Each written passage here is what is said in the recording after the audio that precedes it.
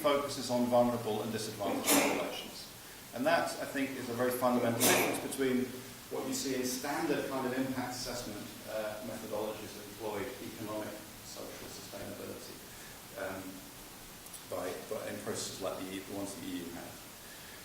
And secondly, and related to that, you then have the human rights framework ensures engagement with specific rights, the right to food, housing, freedom of expression that might be ignored unless legally grounded forms of assessment like social impact assessment. So this one was based on the right to food, and there was an unpacking of that right in terms of has the accessibility, affordability, cultural sensitivity of food been affected by this trade agreement? And that's unpacked using the rich case law expert comment on the right itself. And so you have a framework which is just a lot more detailed and human focused than you have in other forms of kind of social impact assessment. Okay. And then I said a few other things which I'll just pass over very quickly in terms of rationales. So human rights represent legal obligations of states rather than simply aspirations. So you can engage then in a whole load of institutions, legal actions that perhaps as a result of finding human rights impacts that wouldn't be possible if you were adopting other frameworks. And the human rights impact assessment should compel duty bearers to act to protect the rights of rights holders and provide justifications for their policies in human rights terms. So the nature of the debate changes from one of sort of stakeholders and kind of very nebulous and very ill-defined forms of relationships between the actors concerned to something where we're talking about rights holders and duty bearers, which potentially, I think, in different contexts creates a lot more traction for the action that's required as a result. And I'll come back and talk a bit about that later on. So, turning over then, I have from the rationale from the human rights perspective is that human rights impact assessments have the potential to equip human rights advocates with solid evidence-based arguments on the basis of which they can intervene in policy debates. So this is something that very much resonated with me coming into debates around trade and human rights. So I was coming at this time when basically the human rights critique of trade policy was just, from my perspective, to shout very loudly, "Ah!"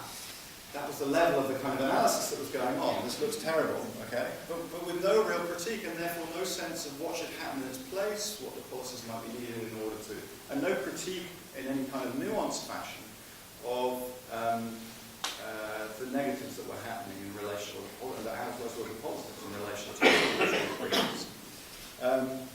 So what human rights impact assessment should do is I think, move away from this sense of a very abstract ideological battle to very concrete regulation, assessments of regulations, projects, whatever it might be, where you're identifying very meaningful and insightful problems that can then contribute to those debates. And so, just one example here. I'm going to embarrass Mark by putting out one of his sections from one of the excellent impact assessments that Namagaya have produced. And this was an assessment of a project Paladin Energy in, Mark, it's Malawi, isn't it? That's right, yeah.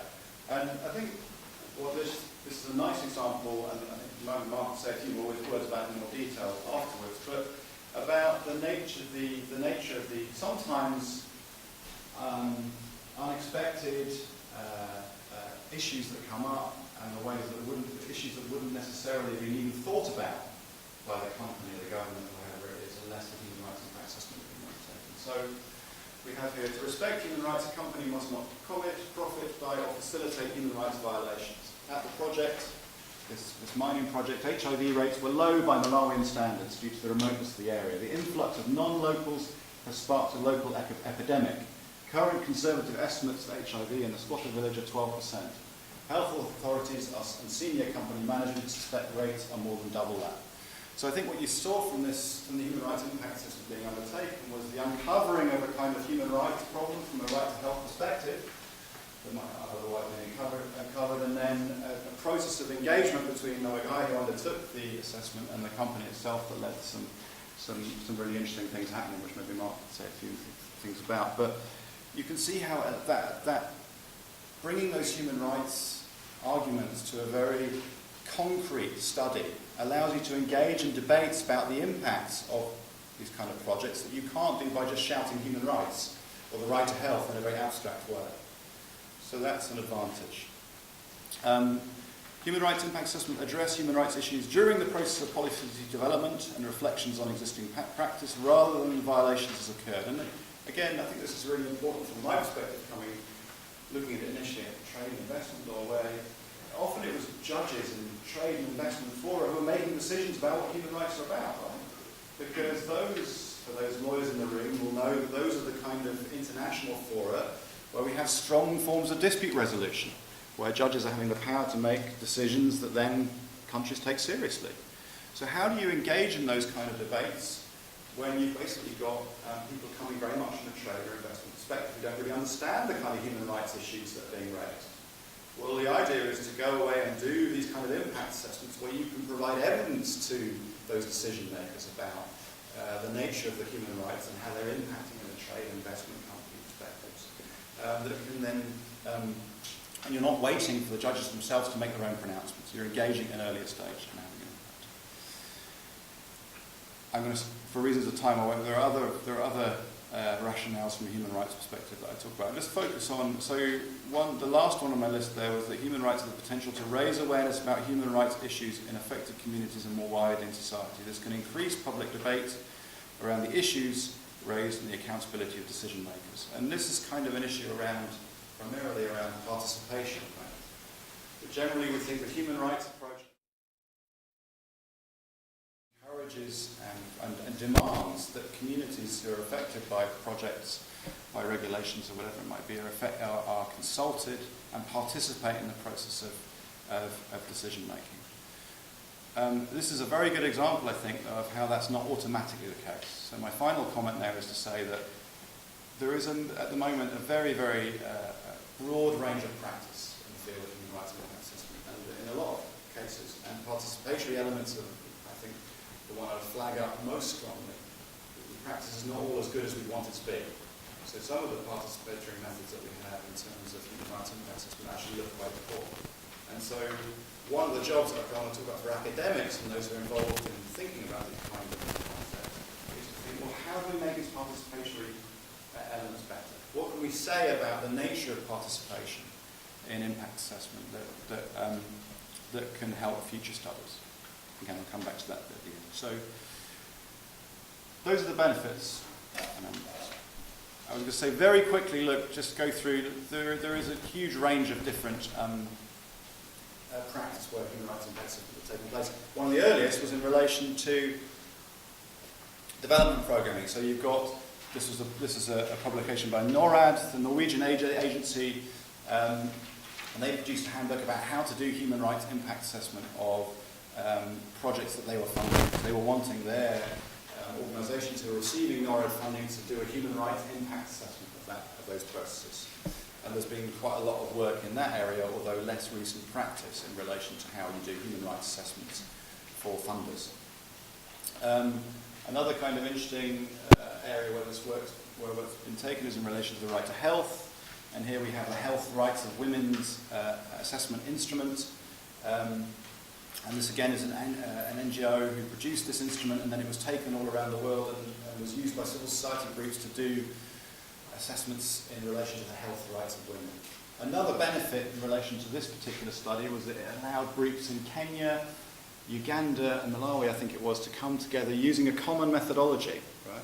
So often when you want to do some kind of regional study from a development perspective, you can end up with studies that look nothing like each other when different country teams are doing it in different places. So adopting this kind of common human rights framework here enabled them to come together and then lobby at a regional level at the end in relation to studies that look quite like each other. So we have lots of practice around human rights impact assessment in the field of women's rights and also children's rights. And here we have one in relation to, this is a Bosnia and Herzegovina, the impact of potential electricity price rises there on children. Again, I don't have time to go into it, but a really interesting study which really focuses down on disadvantaged children in Bosnia and Herzegovina and how they have been specifically impacted by this liberalisation regime. So again, using that human rights approach to focus on particularly disadvantaged groups. Trade, there's a large range of practice now in relation to trade agreements. Starting off with this very NGO perspectives, but now what we see is governments beginning. So I mean, recently I've been, over the last 5 years, I've talked continually with the Canadian government, and the Canadian government is the first government to have enshrined in law a reporting process in relation to the Canada-Colombia Free Trade Agreement. So kind of form a human rights impact assessment of that. And Canada now is reporting on a yearly basis on the impact of that free trade agreement. So instead of civil society organisations like this lobbying from the outside, you have governments doing their own processes, which look very different. So there's been a lot of criticism of what Canada's done in reporting on its trade agreement. I'll come back to that at the end. Similarly, anyone know who he is? Ruggie, yeah, John Ruggie. So similarly in the field of human rights impact assessments in business, we had small amounts of practice by pioneers like Nomagaya, some kind of corporate human rights impact assessments as well. So organisations like Yahoo claiming that they were doing human rights impact assessments of their trade agreements. I've been writing to them for about 7 years now to try and get hold of a copy. They come up with a different form of bluster each time to put me off. So every time I'm writing a new article, I say to them, I'm going to tell the world again that you have no public documents in relation to your human rights impact assessment process unless you tell me otherwise. Can you let me know? And they say, oh, we're doing wonderful things and blah, blah, blah, and don't answer my question. So that for me is an issue. So you've always had these companies who say, we do human rights impact assessment, but there's nothing for you or I to get hold of to say, is this meaningful? Is it robust? Do we believe in the process being adopted? Now, the concern that I have in relation to Ruggie is that now we have firms like Marshall's that I showed you at the beginning, and a huge range of companies across the world who are doing human rights impact assessment in reality as a result of I don't know how much people know about the Ruggie framework, but this corporate duty to respect that he's created in this principle of human rights due diligence. So we suddenly have human rights impact assessment being used as a tool to fulfill that obligation. And companies saying, I do human rights impact assessment, I do human rights impact assessment. The question is what we know about this process and whether it looks robust and meaningful. Oh, I missed out. Oh, yeah, come back to that in a moment.